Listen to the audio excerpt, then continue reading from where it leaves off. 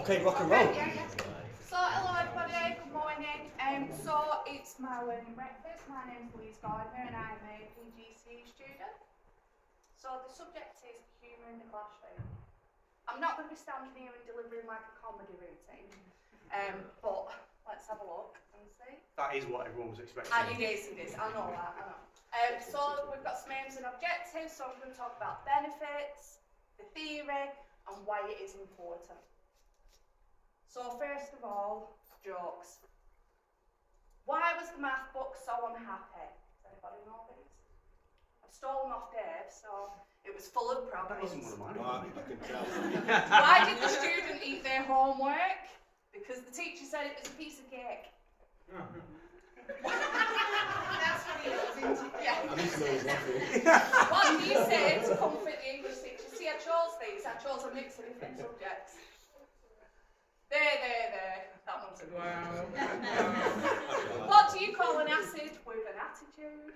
An amino acid. Wow. Why were the early days of history called the Dark Ages? Because it was full of nights. So, what are the benefits to humour in the classroom? So it makes the classroom more comfortable and enjoyable.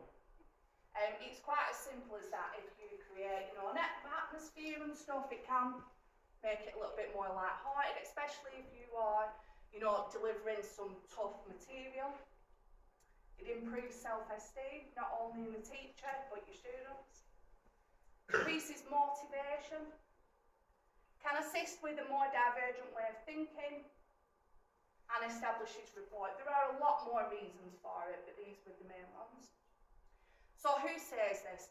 I am a psychology student, so obviously we've got to back it up with some theory. So the car, he was talking about using it in more FE. When it's used for the purpose of teaching and learning, humour must be relevant and appropriate, so we're not going in, throwing around jokes that might be inappropriate. However, he was saying that what constitutes appropriate and relevant humour is unclear.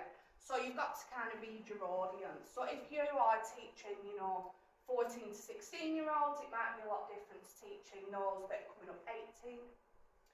For vet, not too sure how you pronounce this.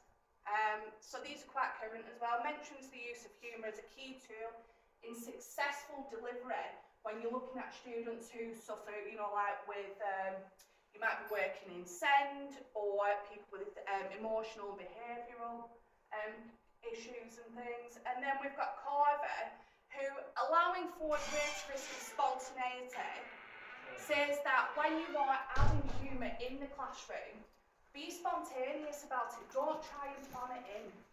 If there's an opportunity to tell a funny story that links to your content, or to tell a joke, or just to make somebody smile and laugh a little bit, just throw it in there. It will lighten the mood, and it can also create that rapport as well with your learners. So, why is it important?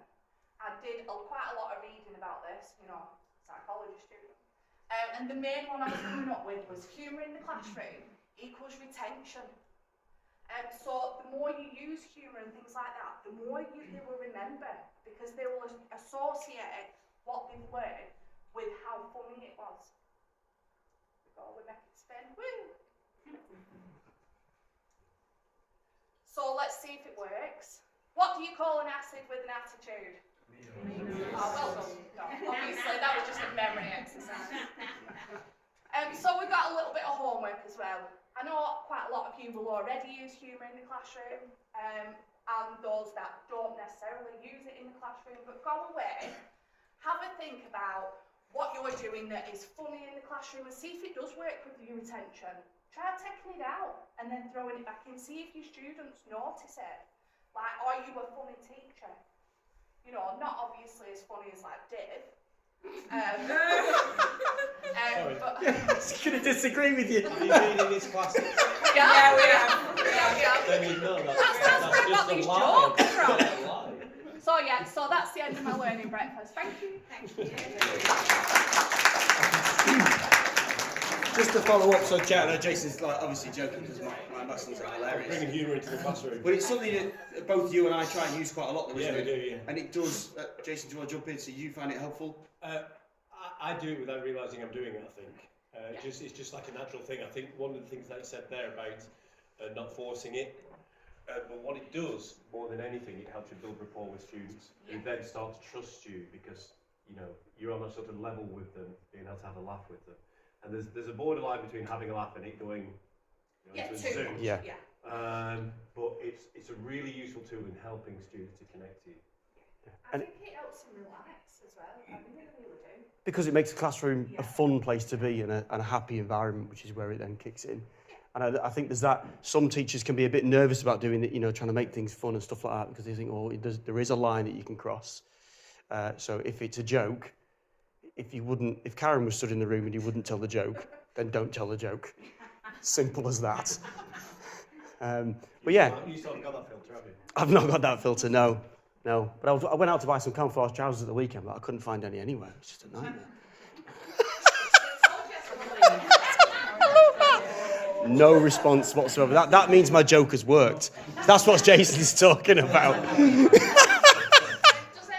have any?